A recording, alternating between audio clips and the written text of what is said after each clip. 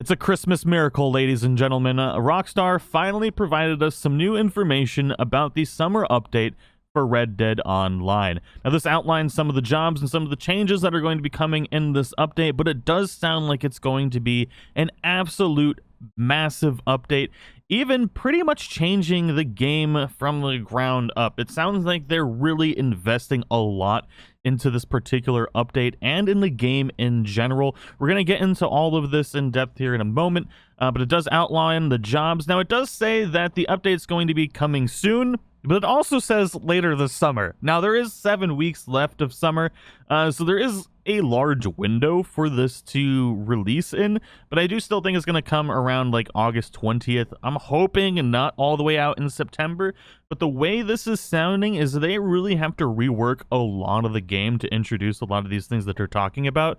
And it looks like there's been a lot of work going into this update. It really explains why there's been such large gaps between updates, and hopefully, once they do this kind of rework and kind of change the things that they want to change, hopefully we'll be able to get some faster updates after this. But let's go ahead and check out this newswire. Now, it says the recent additions to Red Dead Online established the foundation for the game's future with a range of enhancements designed to allow players to free roam freely and experience the world in their own chosen way. Now, later this summer, which is the word I don't like, later this summer. Obviously, we have until September 23rd, basically almost 2 months left. Until the end of summer. I'm really hoping that it comes out in August, and there is that small chance that we could be waiting until September for this. But the way it's sounding is there's a lot of really good changes coming in, and they got to make sure it's right. Now, the world will evolve again with the introduction of specialist roles, unique paths of progression, each providing their own experience with tailored gameplay elements and benefits that will allow players to become even more deeply connected to their character and the choices they make as they inhabit the world of Red Dead Online. This fundamental change points to the long-term future of Red Dead Online, a world where players coexist in an uneasy peace, choosing to band together or striking out alone, fighting to survive in a world full of threats and opportunities as they build a life for themselves on the frontier. Now, this really goes along the lines of what I've been saying for Red Dead Online, that it really needs to follow the style of like GTA RP, and that Rockstar has been wanting to transition from this PvP-centric game to a more game where you can get invested in your character, and maybe RP can actually flourish if they can make Red Dead Online free roam a successful RP environment, even better than GTA RP, which is a mod, then Red Dead Online can be incredibly successful. Now, unfortunately, it's almost impossible to replicate the successes of GTA RP in a game like this, because for GTA RP to be successful, there are very, very strict rules on these RP servers.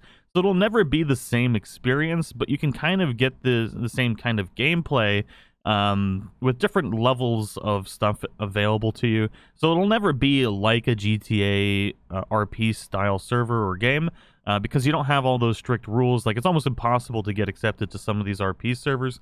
But regardless, I do like the way Red Dead Online is going. Now, it does outline some of the stuff for the jobs. So we've got the bounty hunter, obviously. Now, you can become a bounty hunter for a life of constant action on both sides of the law. A licensed bounty hunter can track down targets and capture or kill, depending on how honorable you are in your pursuits, which I like. I really like the fact that they're adding in different levels of stuff to do depending on how honorable or dishonorable. I have been saying for a while that there needs to be new levels of things on both ends, which is really nice. Now, this is the best part, and this is something that I've been stating and that a lot of people have been asking for. Occasionally, a nearby player with a high enough bounty can also be designated a target. Perfect! Absolutely perfect. This is good for multiple reasons. If you want to be that notorious outlaw-style character and you have a bounty on you, it creates this sense of... I don't know, it just creates this sense where you need to be worried about being hunted down, and maybe pay attention to where you set a camp and where you're going, and maybe pay attention for ambush sites and stuff like that. I think it's a really cool system and can add a lot of depth to the game. And then also, makes a reason for the average person to not be a troll. A big issue is that there's no repercussions whatsoever for griefing. And I do think that griefing has a place in the game. If you want to be that style of character, you should have the right to do so. And that's been a major contention point in Red Dead Online right now. But the real issue was that there was no repercussions. So now it'll kind of get rid of the random people that are just doing it because it's fun for the moment, and it'll really make the hardcore trolls probably still want to do it, but it'll create different levels of the game, which I think is going to be a lot of fun. Now, one of the interesting things of these jobs is they're going to have their own progression trees, pretty much. Now, progression will unlock special items like a reinforced lasso for extra tough targets, as well as intricate gun-spinning tricks and advanced tracking skills like the ability to use Eagle Eye while sprinting, galloping on horseback, and many other special skills, items, and upgrades. I imagine like the bandolier and stuff like that is going to be included, satchels and stuff like that. So I imagine there's going to be a lot of really cool things within the bounty hunter and other jobs that are really going to change the way the game is played. But let's go ahead and get into the trader here real quick. Now, the life of a trader is perfect for burgeoning capitalists as you establish and develop a business from your camp. Thanks to your trusty companion Crip's knowledge of furs, skins, and butchery, you'll be able to take on new opportunities to collect materials and produce valuable goods to sell. Increasing your skill as a trader unlocks the ability to upgrade your camp with a weapons locker. Everybody, thank you, Jesus. Everybody has been asking for a weapons locker. We could finally take off all the useless guns that we're not using anymore, so we don't have to cycle through them so much, which is amazing. So many people have been asking for that. A stew pot, which is what I've been asking for, so that hopefully you can share stuff with the camp, and even allow any canine companion animal to warn of impending attacks in your camp. It just brushes over the fact that we can now have a canine companion. Is this like a thing for all the jobs, or is it specific to the trader? It doesn't really go more in depth, but a canine companion, that's huge. Pets, it just brushes over it like it's nothing.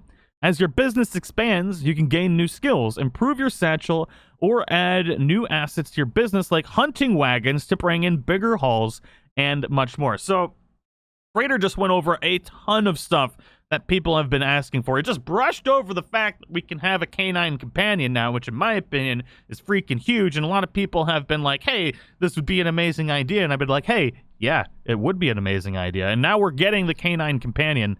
I want to know more, like right now.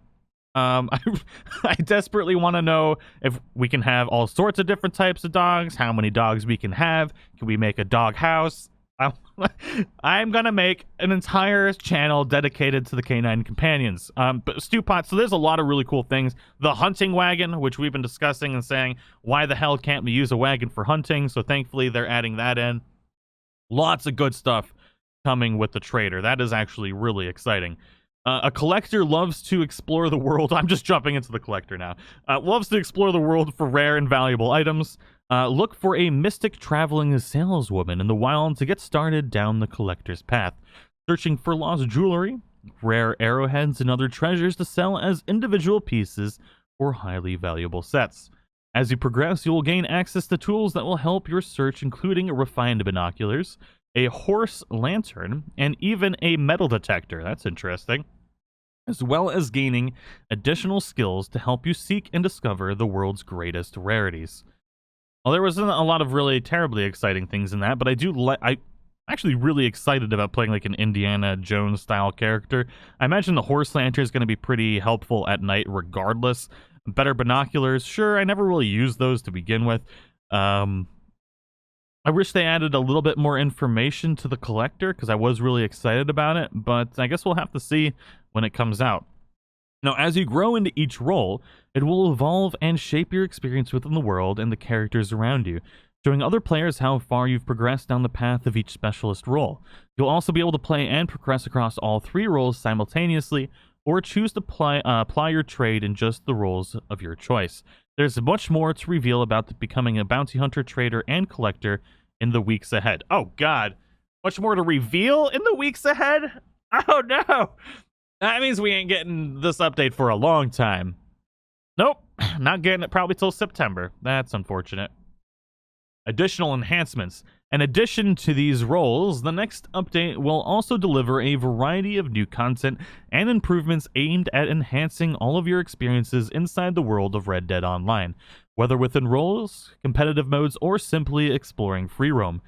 Substantial across-the-board changes are being made to combat the movement to allow for more responsive control system that still feels natural. This is really nice because there's quite a few issues with the control system. It's just kind of feels outdated in some instances, and that's kind of the way most of the Rockstar actual, like, when you go down in depth into the movement system. Additional damage reduction to defensive players is also on the horizon, and the game will now remember your preferred playing style, offensive or defensive, when you exit and relaunch the game. There will also be many more lootable items to be found throughout the world, like containers on wagons, or the occasional gold tooth on an unfortunate soul. The next Red Dead Online update will also feature the ability to reset your character's appearance and much, much more. Now stay tuned for details and to come back new weekly events in Red Dead Online. Okay, well, yeah. So it definitely sounds like there's a lot of good stuff coming with this update, and this isn't even probably getting anywhere near to the amount of stuff that's going to be coming. But I am interested in the changes in the movement and control system to make it feel a little bit more natural. That's like a lot of work to kind of nail that down and make it perfect. So I'm interested to see how that pans out. But it does sound like a lot of this stuff is going to be good. And at the end of the day, it's not a terribly ton amount of information, but I'm happy that they're finally starting to share stuff. It means we're getting closer to the update. It's probably still going to be a month out, but we're getting closer. And I'm just hoping for that one time when they finally give us a release date. Now, I am really excited. The trailer had a lot of exciting stuff in there. The weapons locker, the stew pot, the canine companions. Like, say, what? Can you train your dog? Like, that would be really cool if you could train it to do different things. Like, if you're duck hunting, train your canine to retrieve the ducks for you, or the birds, or whatever you're hunting. That'd be so cool. And to warn of impending attacks on the camp is interesting because your camp doesn't really get attacked unless you're inside of, like, unless you have a high bounty. So I'm wondering if there's going to be more free roam events that attack your camp now. I don't know. But anyways, I do hope you guys enjoyed this episode. Let me know what you think about all this information in the comments below. What role are you most excited about? What information in this particular news wire got you all sorts of excited? Let me know. It's probably the canines, because that's what got me. But I do hope you guys enjoyed this. Thank you so much for watching, and I'll see you in the next one.